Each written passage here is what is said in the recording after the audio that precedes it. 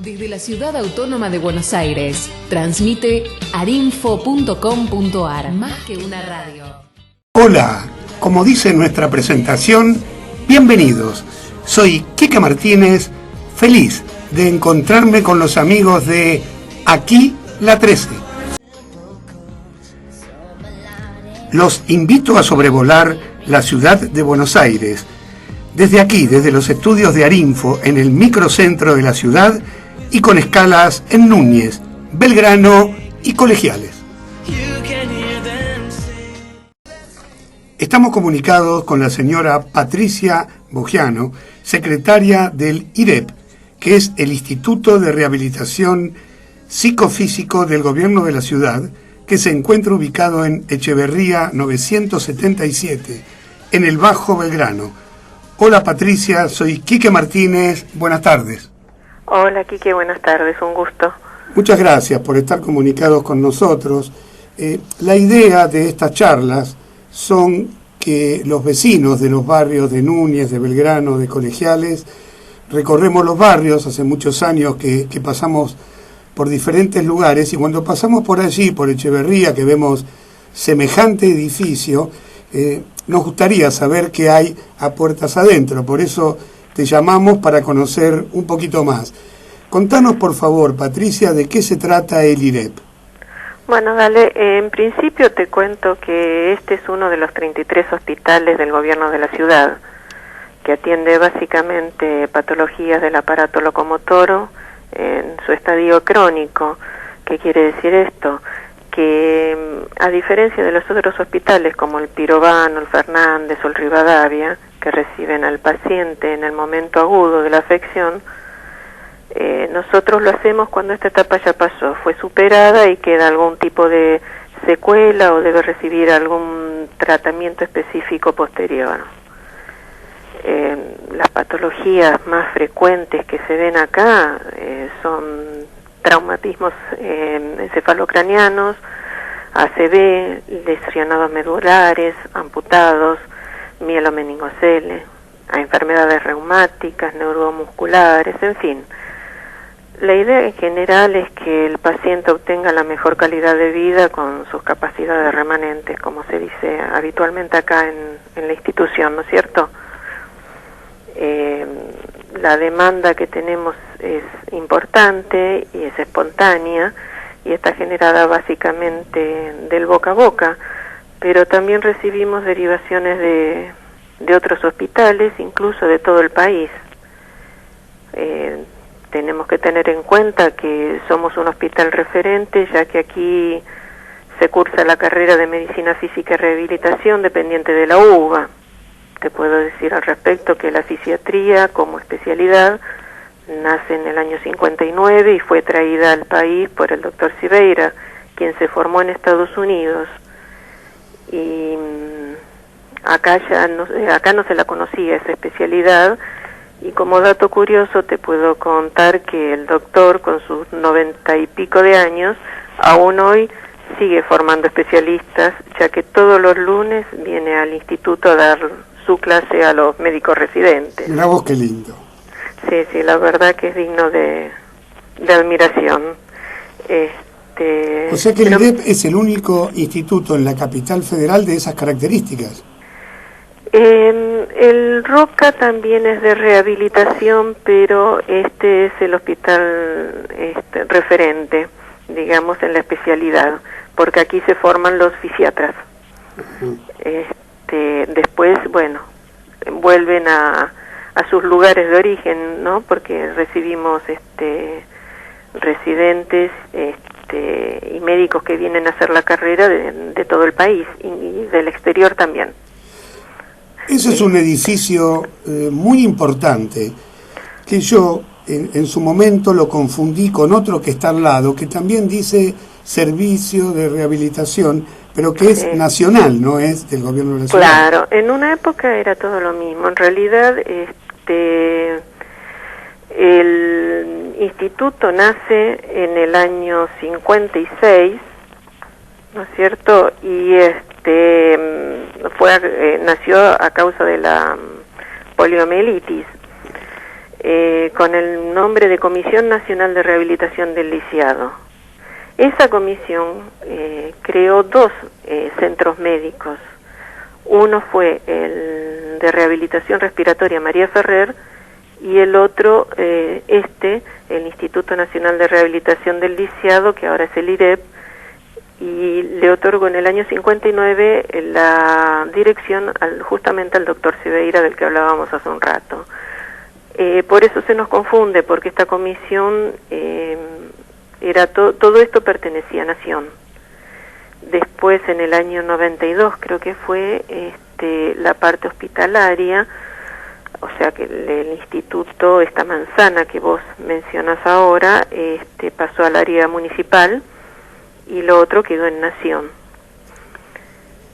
La epidemia de poliomielitis de que vos decís del año 1956 fue algo espantoso, ¿no es cierto? Sí, la verdad que fue muy importante y afectó a muchísima población, y incluso, te digo más, afectó, allí no hubo distingos ni de jerarquías, ni de clases sociales, ni de nada. Esta enfermedad afectó a cualquiera. De hecho, afectó más a las clases altas que a las clases pobres. Se cree que fue por un tema de que en la pobreza se generaba más inmunidad. Mirá vos. Así que no tuvo distingos en ese sentido. Sí, bueno, de hecho, y salvando los tiempos y las distancias, vemos a chiquitos que a veces se están desarrollando en un ambiente que uno se aterra, y quizás ese chiquito tiene más anticuerpos que otro que está cuidado con algodones, ¿no? Seguramente es así. Seguimos contando. Te sigo contando. Entonces, el instituto ocupa el predio en el que funcionaba desde el 14 de julio de 1949 hasta el año 55 la ciudad infantil Amanda Allen. Después, si tenemos un ratito de tiempo, te comento algo sobre esta mujer Amanda Allen, que fue una enfermera de la Fundación Eva Perón, pero tiene su historia personal. El edificio central conserva más o menos las características estructurales que había en su origen. El servicio de kinesiología, por ejemplo, funciona en lo que fuera originalmente el salón de actos de la ciudad infantil. Allí todavía está el escenario. Por debajo del escenario estaban los camarines. En el primer piso está instalada todavía lo que fue la sala de proyecciones, con esos proyectores de pie antiguos, ¿viste? De los que llevan los dos rollos de cinta de película. Sí. Bueno, el equipo de audio, todo eso todavía está instalado. El parque que rodea la institución todavía conserva 2 de los 10 edificios a pequeña escala que había de la época de que esto era una ciudad infantil, un puente que permitía atravesar un lago artificial, que ahora ese lago obviamente no existe. Y ya que el instituto comenzó tratando pacientes con poliomielitis, durante muchos años estuvo equipado con pulmotores y camas oscilantes.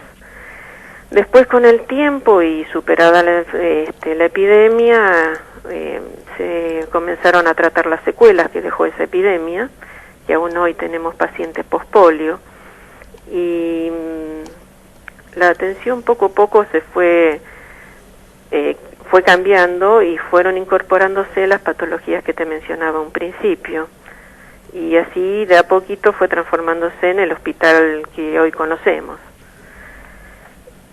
Si querés te comento algo sobre lo que fue la ciudad infantil. Sí, cómo no. ¿Te parece? Cómo no.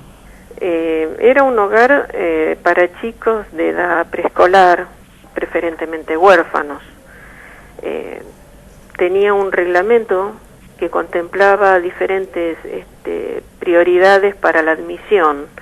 O sea, no cualquier chico podía pasar e incorporarse a la ciudad infantil.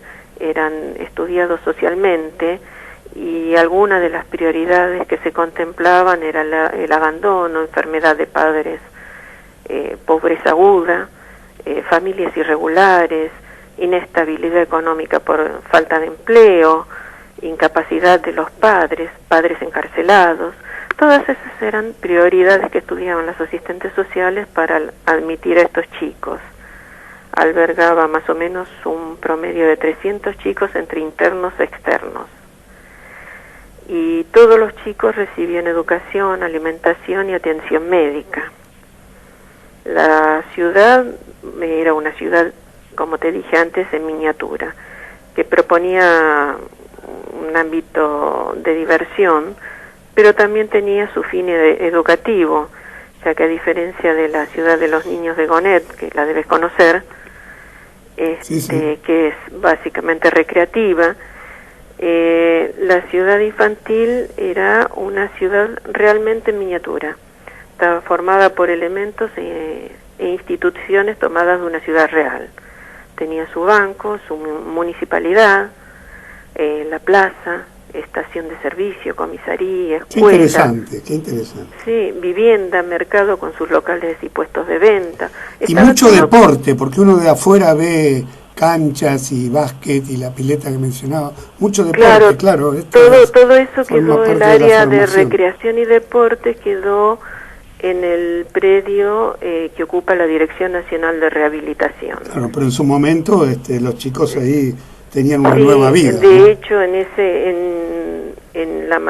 la primer manzana de la Dirección Nacional se accedía por un puente, por un túnel subterráneo que ahora está bloqueado, y de aquel lado estaba toda la parte de recreación y había un tren a escala también que utilizaban los chicos. Pero vos fíjate esta curiosidad, los chicos no solo jugaban en la ciudad, sino que allí tenían la posibilidad de aprender a usar una ciudad, porque todos tenían la posibilidad de ser intendente, banquero o farmacéutico, pero solo por un día. Qué interesante. Sí, solo por un día, porque de esa manera podían rotar todos los chicos para cumplir las diferentes funciones. Qué lindo.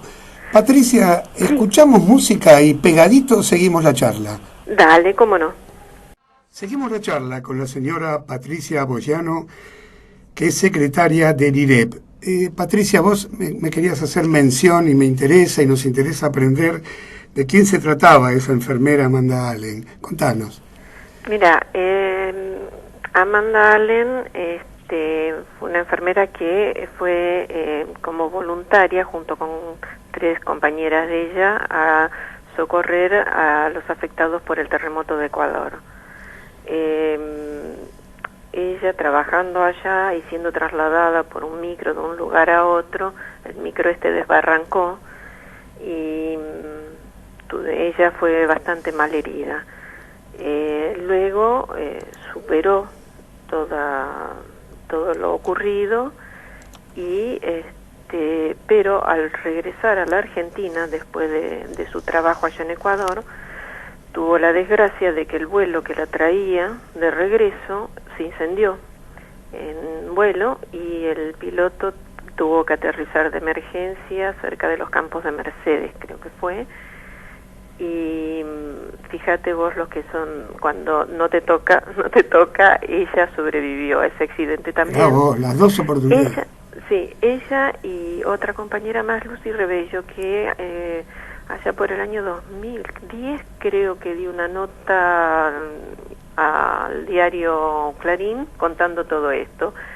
Y a raíz de este accidente, que falleció toda la tripulación y las otras 2 enfermeras que venían, se hizo un monumento que todavía hoy está en la cabecera sur de Aeroparque, frente a donde está el muelle de pescadores. El monumento allí está, son las alas de un avión envueltas en llama y 2 figuras femeninas también envueltas en llama, recordando a esas enfermeras. Mirá qué interesante. Pero aparte de esto quería comentarte también, si me permitís, el trabajo que estamos charlando. Sí, que estamos trabajando con el Museo Institucional,